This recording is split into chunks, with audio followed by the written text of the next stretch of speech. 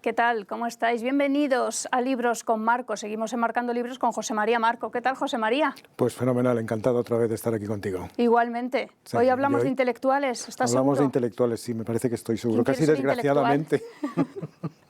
Bueno, vuelve a visitar este plato de libros con Marco David Jiménez Torres para presentarnos La palabra ambigua, los intelectuales en España, 1889-2019. ¿Qué tal? Bienvenido, David. ¿Qué tal? Encantado de estar con vosotros otra vez. Leyendo el libro, no sé si quedan ganas de ser intelectual. Yo, fíjate, como una de las cosas que intento recoger en el libro es la enorme reticencia que se ha sentido a lo largo de la historia de llamarse uno a sí mismo intelectual, ¿no? Intelectual es una palabra que utilizamos para hablar de otras personas, pero muy raramente para hablar de nosotros mismos. Casi pienso que a estas alturas ya hay algo casi contracultural, ¿no? en llamarse uno a sí mismo intelectual. Recojo una entrevista de Ana Obregón en 2003 en la que ella dice: soy una intelectual y llevo minifalda, ¿no? Y hay algo casi divertido, casi contracultural, casi gozoso, ¿no? En esa especie de salida del armario intelectual que incluso me resulta simpático. ¿Qué diferencia hay entre intelectual y erudito?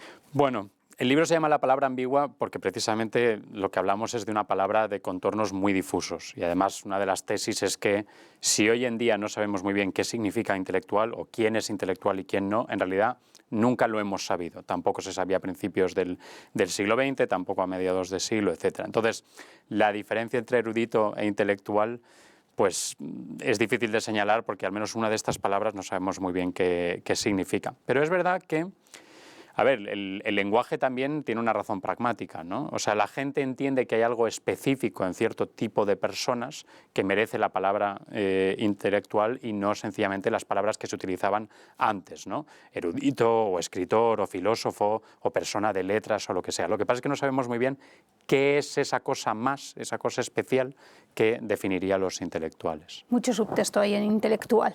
Muchísimo. La palabra ambigua es un título muy bonito. La polisemia no es solo por la referencia al hecho mismo del significado de la palabra intelectual o del término intelectual, sino también a la producción intelectual, ¿no? A cómo se mueve, dónde se sitúa, qué es lo que quiere, qué es lo que busca, qué es lo que aspira, ¿no? Sí. Entonces, el título de alguien que citas mucho, ¿no? de tu maestro, ¿no? Inglés, ¿no? El Absent Minds, ¿no? También es un poco polisémica, ¿no? En ese sentido, ¿no? Los intelectuales son personas un poco absent-minded. Sí.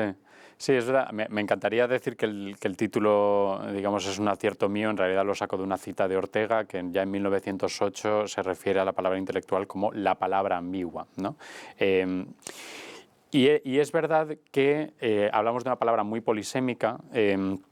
Podemos decir que nunca ha habido un acuerdo generalizado sobre qué significa, pero que sí que hay como tres sentidos distintos que creo que todos reconoceríamos que en al menos algún momento hemos pensado que se aplican a esta palabra, ¿no? Uno tendría que ver con un tipo de trabajo, es lo que Collini llama el sentido sociológico. La idea de intelectual es alguien que por el tipo de trabajo que desempeña ha tenido un tipo de formación específico que le diferencia de obreros manuales, ¿no? Esto tenía mucho sentido a finales del XIX, principios del XX, que es cuando la palabra aparece como sustantivo, ¿no? Pues diferencias pues lo que es un médico de un trabajador de una fábrica, ¿no? Pero luego estaría lo que él llama el sentido subjetivo, la idea de alguien que le interesa la cultura o las ideas independientemente de que tenga que ver con su puesto de trabajo, ¿no? Alguien que a lo mejor tiene un desempeño manual, pero que pues, en su tiempo libre lee libros, o va al cine, o va a exposiciones, o lo que sea, ¿no? Yo creo que todos también reconocemos, incluso en grupos de amigos, ¿no? Está el gracioso, el ligón, incluso si uno piensa en el equipo A, ¿no? En estos estereotipos, ¿no? de personajes, y en grupos de amigos como el que aparece en Calle Mayor, la película de los 50, pues el intelectual también, ¿no? El que lee del grupo, etc. Y luego estaría lo que Collini llama el sentido cultural, la idea de alguien que es famoso hasta cierto punto, que es alguien que a lo mejor tiene un reconocimiento en un campo concreto, Ortega y Gasset en la filosofía, Marañón en la medicina, ¿no? Pero que trasciende en ese campo para hablarle a un público más amplio que solo el de su especialidad, ¿no? Ortega no solo hablaba a filósofos, Marañón no solo hablaba a médicos, ¿no? Y generalmente a través de la prensa, ya sea prensa escrita o radio o más tarde la televisión. Y lo interesante es que estos tres sentidos no solo son ligeramente distintos, sino que pueden ser mutuamente excluyentes, ¿no? Por ejemplo, un ingeniero un ingeniero que solo está interesado por cuestiones relacionadas con su trabajo. Sería un intelectual en el sentido sociológico, ¿no? Tiene un nivel de formación pues, mayor que la media, pero difícilmente le consideraríamos intelectual en este sentido cultural, ¿no? No es alguien que le hable a un público más amplio. Yo qué sé, un barrendero que en su tiempo libre lee a James Joyce, ¿no? Pues no sería intelectual en el sentido sociológico ni en el sentido cultural, ¿no? Entonces, yo siento que muchos de los debates que tenemos sobre quién es o quién no es un intelectual es porque no sabemos muy bien de cuál de estos tres niveles estamos hablando. Estamos muy, yo creo, de acuerdo, y me parece muy injusto en no incluir a ningún científico como intelectual. Claro. ¿Ramón y Cajal no es un intelectual? O sea, solamente tienes que ser de letras Pero aquí, para ser intelectual. Pero aquí el concepto va antes de la persona, ¿no? O sea, si nuestro concepto del intelectual fuera economistas y médicos, entonces, por supuesto, cuando habláramos de intelectuales hablaríamos de Ramón y Cajal o posteriormente de economistas, además, ¿no? sostienen mucho el nivel intelectual, claro, de nuestra sociedad. Claro, desde los luego. Científicos. Por eso yo insisto mucho en pensar que de lo que hablamos es de una palabra y de los discursos que cristalizan alrededor de una palabra, ¿no? No hay una esencia, no es una palabra, de nuevo, como médico, ¿no? No hay algo muy objetivo que podamos decir, bueno, incluso filósofo, ¿no? Podemos pensar, filósofo también es una palabra muy polisémica, ¿no? ¿Qué es filosofía y qué no lo es? Pero oye, en la mayoría de estados del mundo hay universidades que tienen grados en filosofía, ¿no? Y tú puedes tener un plan de estudios con el cual sales con un papelito que dice esta persona es filósofo, ¿no? Con intelectual no pasa eso. No hay ningún papel expedido por ningún gobierno del mundo que diga que alguien es o no es un intelectual, ¿no? Lo único que tenemos es un acuerdo tácito entre los hablantes del idioma de que esta palabra se puede proyectar sobre ciertas personas en vez de otras. Pero si constantemente estamos debatiendo sobre el significado, ¿no? Y por qué algunos sí y otros no, eso significa que ese acuerdo es muy imperfecto, ¿no? De nuevo, no es como la palabra árbol, ¿no? Que todos más o menos tenemos un cierto acuerdo en decir qué es un árbol y qué no lo es, ¿no? Bueno, una de las características del intelectual, de la que tú no hablas en la teoría esta que acabas de hacer, pero sí hablas a lo largo del libro, es la intervención en política. Es una de las grandes cuestiones de la que definen al intelectual. Yo creo que desde el principio, además, mediados, finales del XIX, la creación o la invención de la democracia, las masas, la sustitución, la Revolución Rusa, por otra parte, sí, la inteligencia, ¿no? Sí. Y sí, la sustitución de los clérigos, la sustitución de los sacerdotes por los intelectuales, lo que le da al estatuto del intelectual una situación todavía más ambigua, ¿no? Y más particular, de la que hablaremos. Pero vamos, la cuestión de alguien que se siente legitimado para establecer una actitud o tomar una posición política que considera relevante para el resto de sus conciudadanos, que siempre es un poco ridícula, ¿no? La situación, hay que reconocer que siempre se bordea, ¿no? El ridículo en este punto. Yo creo que también es por eso por lo que muchas veces la gente es reticente a llamarse intelectual, ¿no? Porque siempre está en el borde de algo que se presta muchísimo a la broma, ¿no? La palabra intelectualidad en España es como de género chico, ¿no? Sí, lógico. Pero volvemos a la polisemia, ¿no? ¿Qué es y qué no es política, ¿no? Que intervenir en política es presentarse en unas listas electorales, es llegar a presidente del gobierno, o es escribir una columna en la que uno se pronuncie sobre asuntos públicos, ¿no? Claro, la política también, sobre todo en sociedades democratizadas, pues puede abarcar muchos ámbitos distintos. Y aquí también yo separaría lo que es la actitud o la actividad de personas que se puedan dedicar al mundo de la cultura o del pensamiento y lo que son los usos de la palabra, ¿no? Por poner un ejemplo, ¿Voltaire intervenía en política? Bueno, podemos decir que sí, ¿no? Se pronunciaba sobre cuestiones de interés general, sobre además cuáles eran los valores que debían regir la vida pública. O incluso podemos retrotraernos, yo que sé, Cicerón, ¿no? Pero la palabra no existía entonces, o al menos la palabra intelectual no se utilizaba como sustantivo. Esto es algo que ocurre, además, lo tenemos bastante estudiado, últimas 2 décadas del siglo XIX. Entonces, ¿esta palabra aparece porque de repente esta gente esté haciendo algo nuevo que requiera una palabra distinta? Pues quizás no, porque podemos pensar, por ejemplo, las figuras vinculadas al krausismo, que conoces también, José María, las figuras de la Institución Libre de Enseñanza, son personas que realizan una labor que podemos considerar de intelectuales, pero en aquel momento no se les llamaba intelectuales, ¿no? Pero cuando aparece la palabra, sí que se empieza a proyectar hacia el pasado, ¿no? La gente tiene la sensación de, como decía un estudioso, que intelectuales ha habido siempre, solo que les hemos empezado a llamar de esa manera más tarde. Pero también podemos mirarlo de la otra manera, ¿no? Intervenir en política, por ejemplo, en la República Romana, era igual que intervenir en política en la Segunda República Española. Pues hablamos de sociedades enormemente distintas. Es verdad que hablamos de ciertas herramientas parecidas de la palabra, del argumento, de intentar convencer al otro, pero hablamos de mundos completamente diferentes, ¿no? El mundo de un filósofo griego no era el mismo que el de Ortega y Gasset, ¿no? Entonces aquí hay unas tensiones entre el pasado y el presente que creo que son muy interesantes, ¿no?, cuando hablamos de intelectuales. El libro es una especie también de libro policíaco, en el que hay un cuerpo del delito que es intelectual, y está muy bien porque, claro, va siguiendo las pistas de ese intelectual y el lector también va siguiendo a ver qué le va a pasar a ese pobre intelectual y qué le pasa a lo largo de los años, ¿no? Sí, aunque fíjate, yo aquí a veces trazo la comparación con el antisemitismo, ¿no? Que puede parecer un poco osada, pero el antisemitismo no dice nada realmente sobre los judíos de verdad. Dice mucho sobre los antisemitas, ¿no? O sea, dice mucho sobre la gente que emite ese discurso, porque habla de sus inseguridades, de sus paranoias, de sus odios, etcétera, etcétera, ¿no? Con el intelectual pasa algo parecido. O sea, las cosas que se dicen sobre el intelectual, que es lo que me interesa realmente en este libro, no dicen tanto sobre figuras concretas o grupos concretos, pero dice mucho sobre la sociedad que habla sobre los intelectuales. El punto de ¿no? vista de ellos. Claro. Efectivamente. O sea, si en la sociedad española de principios del siglo XX dicen pestes del intelectual, tanto los sectores clericales como los anarquistas, como los socialistas, como algunos tradicionalistas, etcétera, ¿esto es que los intelectuales eran tan malos como para concitar el odio de todo el mundo? ¿O que había algo en la figura del intelectual que le hacía útil, por ejemplo, como chivo expiatorio de las distintas ansiedades o preocupaciones de cualquier grupo ideológico, ¿no? Y algo importante que te preguntas, ¿influían tanto? Yo realmente creo que no. Creo, por ejemplo, cuando hablamos del artículo este famoso de Ortega, del error Berenguer, ¿no?, que se suele citar como el paradigma de intervención importante del intelectual en política, ese artículo no hizo caer la monarquía. O sea, la monarquía de Alfonso XIII cayó por muchas razones, entre las cuales a lo mejor el posicionamiento de alguien como Ortega tiene un papel, pero un papel muy menor, creo, en comparación con lo importante que fue que se alienara al ejército, a sectores importantes del ejército, o el papel de los sindicatos, ¿no? ¿Qué ocurre con los intelectuales?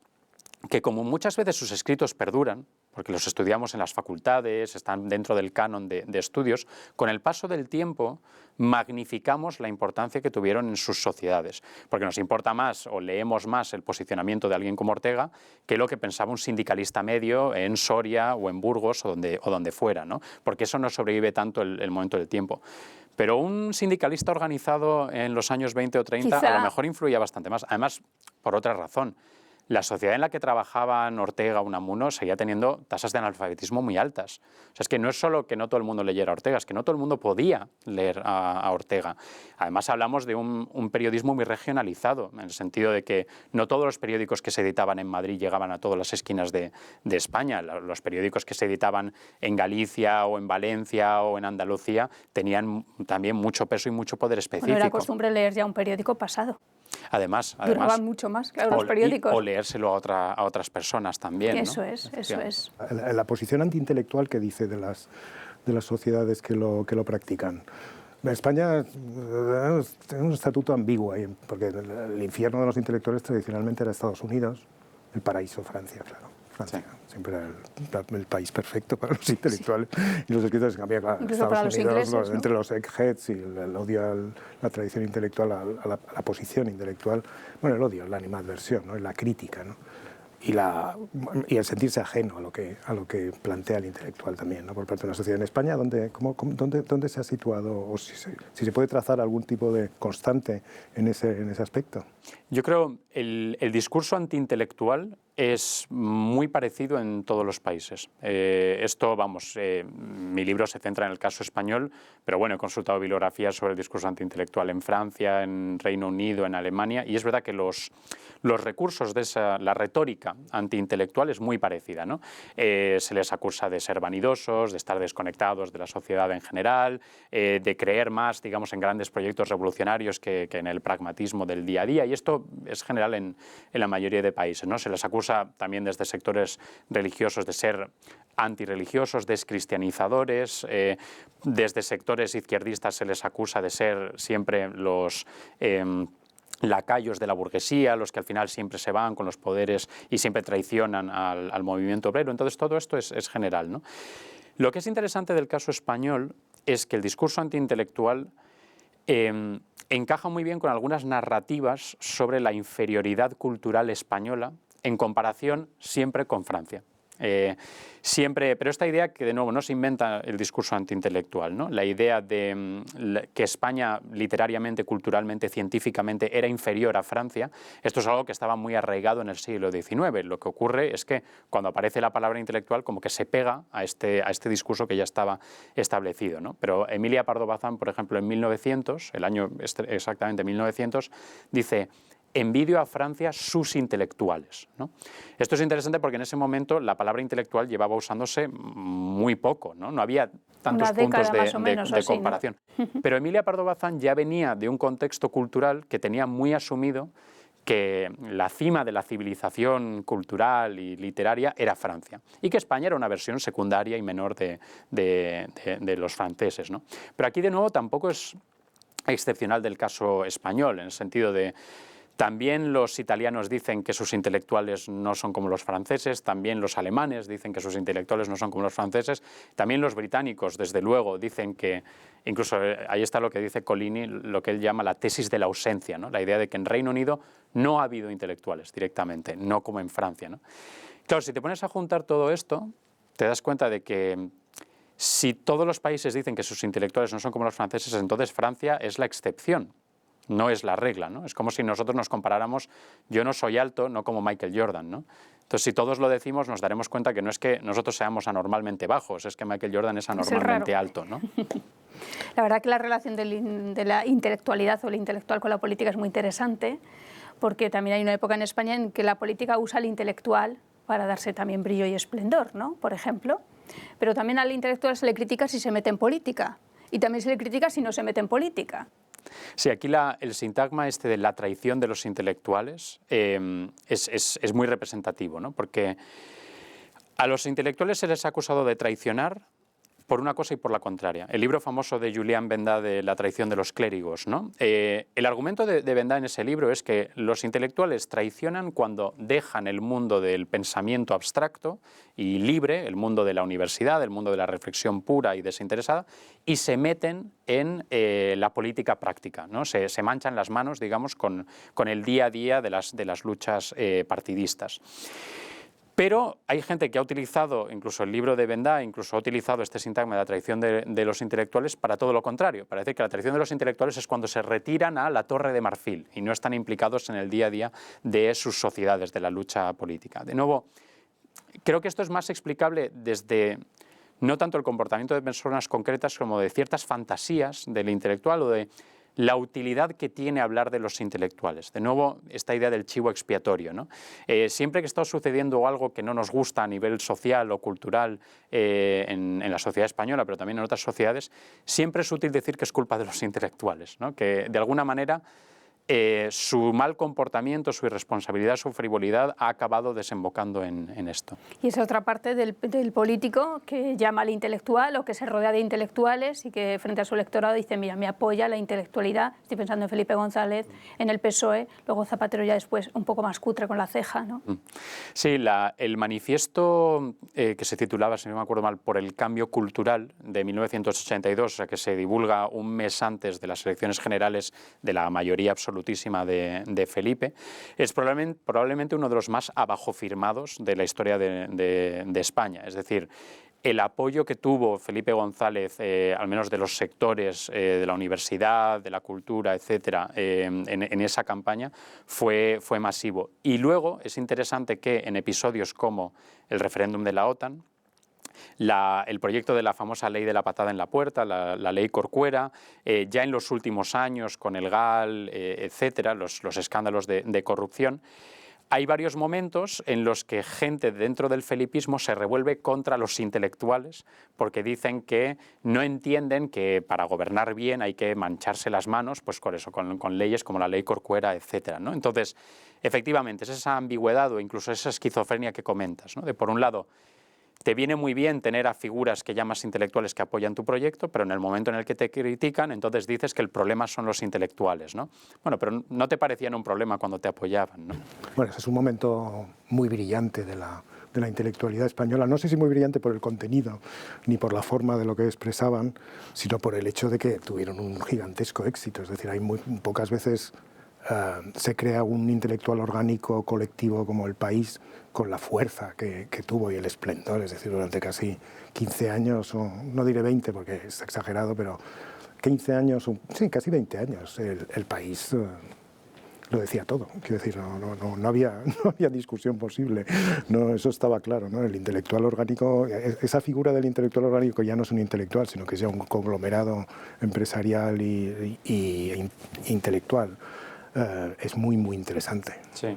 Es fascinante. Pero es interesante históricamente porque justo esos años 80, 90 y 2000, ¿no?, son los años en los que también más se asienta el discurso sobre la decadencia, el declive o incluso la muerte del intelectual, ¿no? O sea, curiosamente, el momento en el que hay más universidades que nunca, con lo cual hay más puestos universitarios o plazas de universidades que llenar que nunca, hay más medios, con lo cual hay más columnas en prensa, más secciones en radio, etcétera, que llenar.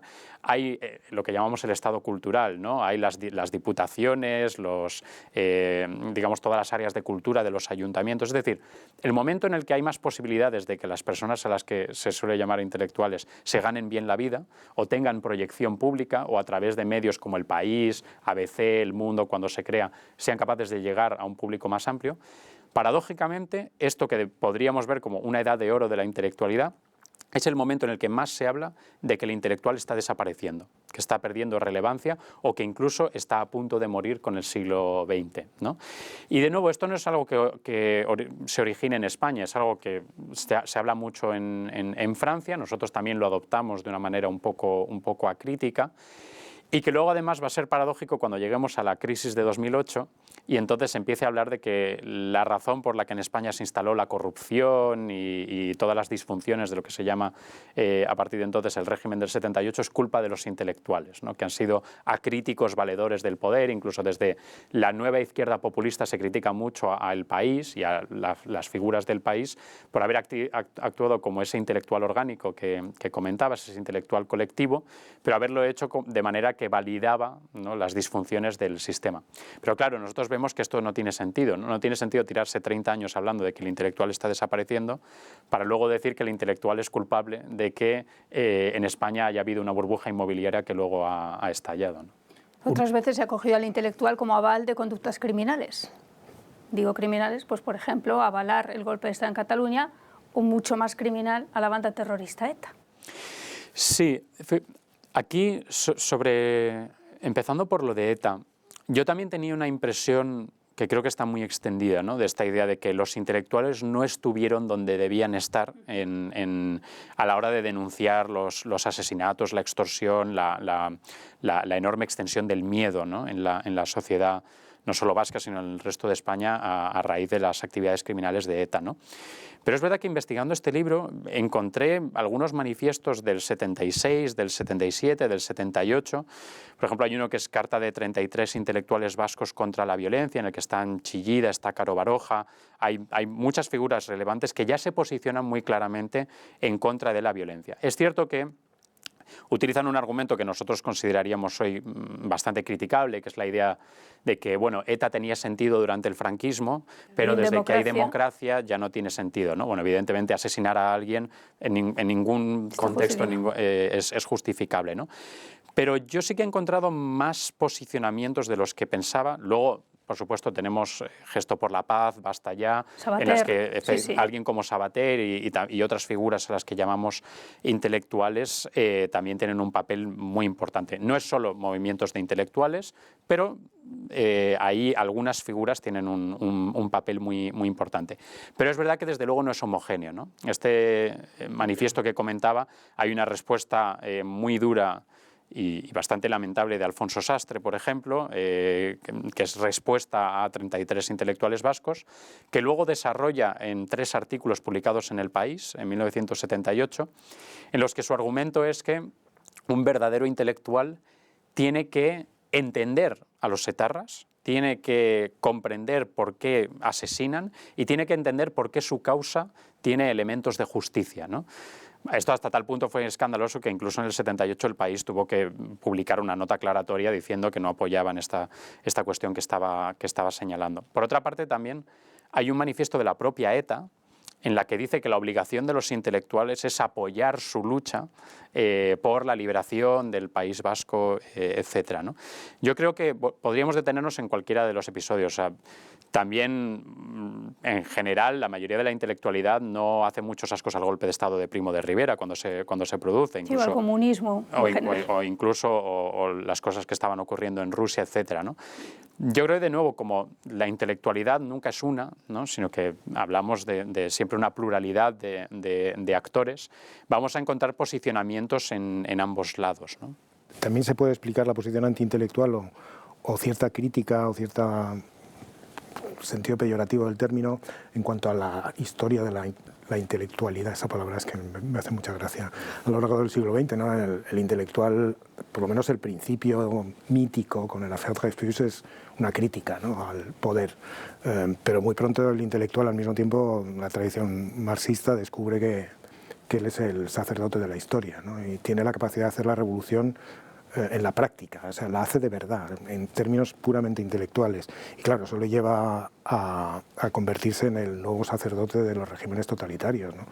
Agon lo definió muy bien en El opio de los intelectuales, ¿no? Es un libro admirable, ¿no? Entonces, claro, la evolución de la crítica a la servidumbre asumida como oficio, ¿no? Literalmente, ¿no? es bastante asombrosa. El fenómeno que luego se repite, ¿no? Porque cuando dejan de ser... Hay otros intelectuales que se manifiestan críticamente con esto y que son muy criticados por otros intelectuales, ¿no? Eso pasó en los años 80 con los franceses, los Nouveaux Philosophes y todo eso, ¿no? Y luego al final acaban en nómina, ¿no? Que es bastante... Los intelectuales, muchos intelectuales acaban en nómina y viven muy bien, ¿no? A costa del discurso crítico, y apuesto como el discurso crítico como el discurso oficial, ¿no? Entonces ahora estamos ya en ese momento en el que el intelectual ejerce un discurso crítico que está respaldado por las instituciones y está respaldado por el aparato mismo del Estado, que es una cosa asombrosa, ¿no? Sí, claro, cuando comentas la cuestión del intelectual marxista, yo creo que va primero el lugar que otorga el marxismo a los intelectuales dentro de lo que es un esquema marxista, ¿no? O sea, es decir, el intelectual gramsciano es al fin y al cabo lo que un esquema ideológico dice, bueno, pues tú vas a tener este papel, ¿no? Y hay gente que se presta a ejercer ese papel. Pero como señalabas, también podemos encontrar un montón de figuras que se resisten a ejercer ese papel y que incluso en muchos casos se convierten en los pocos líderes o los pocos focos de resistencia a el esquema que se plantea, ¿no? Anda que no podemos encontrar intelectuales represaliados por Lenin o por Stalin también, ¿no? Dentro sí, pero bueno, del propio... En Francia, en los años 50, gente como Agon no lo pasaba bien, ¿eh? No, desde luego. Bueno, y luego también, si queremos pasar al caso latinoamericano, sí, pues figuras como Vargas Llosa o como Octavio Paz, que a partir del caso Padilla denuncian a la Revolución Cubana y empiezan a denunciar a los regímenes totalitarios, también lo hacen en contra, digamos, del oprobio incluso que les asignan muchos de sus antiguos compañeros, ¿no? Pero aquí vuelvo a lo mismo. Esta es una figura no solo ambigua, sino también mucho más polivalente de lo que a veces decimos, ¿no? Cuando hacemos esquemas de la evolución de la figura, casi siempre se nos queda alguien fuera o alguien importante fuera, ¿no? En el caso de Sartre, pues si hablamos de Sartre como paradigma intelectual, se nos queda fuera Camus, ¿no? En el caso de los intelectuales latinoamericanos, pues hay un momento en el que Vargas Llosa y Octavio Paz se descuelgan de eso. Incluso en el caso español también hay un montón de figuras que se descuelgan de el propio... Hay un debate muy interesante de 1987 en Radio Televisión Española, que incluso introduce cierta nostalgia, ¿no? Porque son 2 horas en prime time en la cadena pública de sencillamente un debate sobre la figura del intelectual, en el que están Vargas Llosa, Octavio Paz, Vázquez Montalbán, Jorge Semprún, Goytisolo y Sabater, ¿no? Y es solo 2 horas hablando sobre intelectual. Y en ese debate casi todos ellos están de acuerdo que en democracia el intelectual no hay problema con que se acerque a un partido político, incluso que entre en un ministerio, como es el caso de Semprún, Pero Goytisolo se mantiene en la postura de que no, jamás el intelectual puede acercarse al poder, incluso en un régimen democrático. Y además lo compara explícitamente con el franquismo. Dice, antes teníamos un régimen mucho peor y nuestra obligación ética era estar en contra de ese régimen. Ahora tenemos un régimen muchísimo mejor, muchísimo más aseado, en el que yo incluso puedo votar al partido que está en el gobierno. Y sin embargo, nuestra obligación sigue siendo estar en contra del poder. Otra cosa es que luego, en términos prácticos, fuera consecuente, ¿no? Las figuras sean consecuentes con esa obligación ética que se proyectan a sí mismos, ¿no? Pero al menos ese discurso sobre que el intelectual siempre tiene que estar al margen del poder, tiene una historia bastante larga también. Muy interesante también la Segunda República y bueno, después ya en el franquismo la intelectualidad, cómo dialoga la que está en España y la que está en el exilio, claro.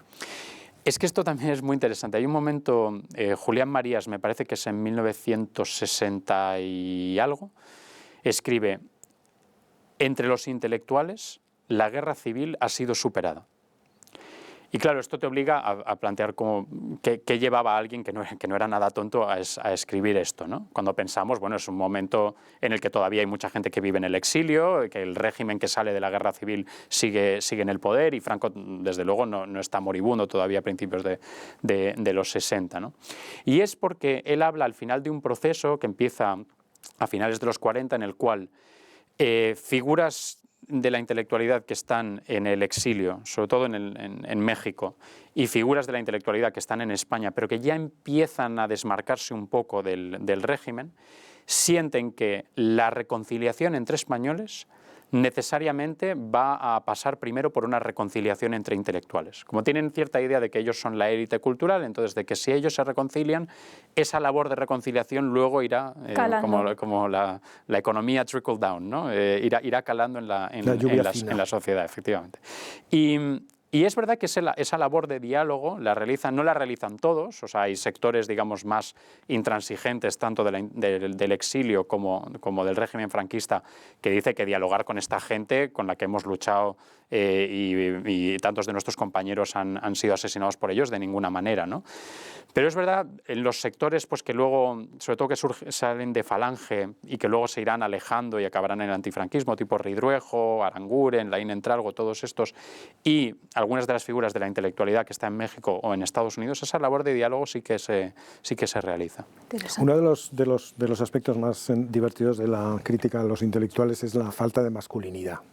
Eso es muy clásico, ¿no? Está muy bien, hasta llegar al límite del invertido, ¿no? O del homosexual como arquetipo del intelectual, que siempre es muy entretenido. Y luego la segunda parte de eso, que es la que me gustaría preguntarte, es la cuestión de la femenina, claro. Si hemos llegado al punto de que ya es concebible los intelectuales femeninos, es decir, las intelectualas, porque serían intelectuales según las normas académicas vigentes, bueno, académicas no exactamente, ¿no? Políticas, ¿no? Vigentes en la actualidad, y si eso es un avance o una catástrofe. ¿Tú qué crees? Bueno, a mí una de las cuestiones que más me ha fascinado preparando este libro y pensando sobre estas cuestiones es precisamente cómo se entrecruzan los discursos sobre el intelectual con discursos sobre la masculinidad y la feminidad, ¿no? que es lo que comentas, y cómo desde finales del 19 es verdad que se plantea que el intelectual arquetípico es varón, pero desde el principio, como señalabas, se cuestiona su masculinidad. Incluso se habla mucho, generalmente desde el discurso antiintelectual, de que es un hombre poco masculino, es un que hay una hombre poco descripción viril. Incluso médica. Efectivamente, que son el resultado de una neurastenia aguda e incluso de que son el resultado final de la degeneración del hombre moderno, ¿no? Que como se habría alejado de las actividades físicas, de trabajar el campo, etcétera, y ahora pasa todo el día sentado y trabajando con la cabeza en vez de con las manos, que es el resultado final de la degeneración de la especie. Entonces eso está por un lado, pero por el otro lado, desde el principio se plantea la idea de que hay intelectuales mujeres, pero son mujeres poco mujeres, como dice Marañón. Esto se dice mucho, por ejemplo, de las sufragistas, de las primeras sufragistas españolas y de las primeras mujeres que publican en periódicos, etc. Entonces, de nuevo, acabamos con una situación completamente esquizofrénica en la cual el intelectual es un hombre poco masculino o una mujer poco femenina, ¿no? Acaba siendo una especie de ser sin sexo, una especie de ser andrógino. Fluido. Sí, fluido, o que la E final de intelectuales pues encaja bien, ¿no? En la idea de una cuestión indeterminada. Y esto realmente no va a cambiar hasta los años 90. Es decir, se mantiene hasta los años 90. Yo no he encontrado testimonios de mujeres que dicen de sí mismas, yo soy intelectual. Claro, porque el hecho de cuestionar su feminidad hace que muchas mujeres que podríamos perfectamente, y hoy las llamamos intelectuales, María de Maeztu, ¿no? Una figura como ella, nunca se llamaban a sí mismas intelectuales, porque de nuevo tenía una carga tan negativa proyectada sobre una mujer que ¿por qué te ibas a identificar con ella, ¿no? Cuando Pardo Bazán muere, ninguna de las necrológicas que se publican en España, ninguna la llama intelectual. Y creo que es porque la gente que escribía esas notas necrológicas pensaba que le hacía un favor, no llamándola intelectual, ¿no? Y esto realmente, como digo, no va a cambiar hasta los años 80 y 90. Evidentemente hay un cambio de la situación de las mujeres en la sociedad española que facilita esto, pero yo creo que también hay una cierta ruptura de cierto tabú, ¿no? De qué palabras pueden utilizar las mujeres para hablar sobre sí mismas. Citas una obra de teatro muy graciosa, ¿no?, en el que la suegra, la mujer, son intelectuales, ¿no?, y es el hombre el que tiene que hacer todas las tareas de la casa, hasta que por fin vence la cordura, ellas dejan la intelectualidad y se ponen a fregar. Sí, es graciosa y también terrible, porque horrible. Es una obra de 1914 que se titula Las intelectuales, de un dramaturgo que yo no conocía hasta que empecé a investigar este libro, que se llama Luis Buceta Mera, y que toda la tesis es la que comentas, ¿no?, de un hombre que, como su mujer, su suegra y el resto de la familia de ellas son todas intelectuales, él tiene que hacer las tareas de la casa. Hasta que un amigo le dice, tú tienes que imponerte. Además le insiste mucho en, demuestra que eres un hombre. Y la manera que tiene en la obra de teatro de demostrar que es un hombre es pegándole una paliza a la suegra. Además, o sea, las instrucciones escénicas son apalea a la suegra. ¿Y la apalea? La apalea, la suegra se va de la casa y la mujer, en vez de llamar a la policía para que detengan a este lunático, dice, tú has hecho lo que debe hacer un hombre. A partir de ahora yo haré lo que debe hacer una mujer, ¿no?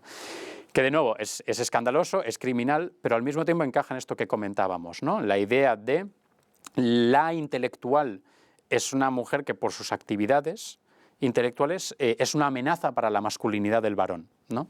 Y la manera de restablecer el equilibrio natural de las cosas es que ella deje estas ocupaciones para que pueda realizarlas él. Impresionante. Acabamos con una frase de Amanece que no es poco. Sí. De José Luis Cuerda, de la película. Sí, sí. Dice, yo es que he pensado, dice un personaje, un labrador, dice, yo es que he pensado que a mí también me interesaría ser intelectual, como no tengo nada que perder. Sí, confieso que una de las razones de escribir este libro era poder incluir esta cita, que no solo en la película es maravillosa, sino que esta cita me hizo gracia especialmente, pero además encaja porque, como venimos comentando, de los intelectuales se han dicho tantas cosas tan contradictorias, que al final tiene sentido ubicar la palabra en esta especie de fantasía surrealista que es Amanece que no es poco, ¿no? Esta cosa en la que todo puede tener un sentido o el contrario, ¿no? Y al final un personaje, claro, si la palabra está vaciada de significado, pues ¿por qué no va a ser un labrador también un intelectual? Por supuesto. Pues David Jiménez Torres, La palabra ambigua, los intelectuales en España, 1889-2019, publicado por Taurus. Enhorabuena. Muchas y te gracias. vemos Enhorabuena, para el próximo, sí, David. Que seguro que ya estás en ello.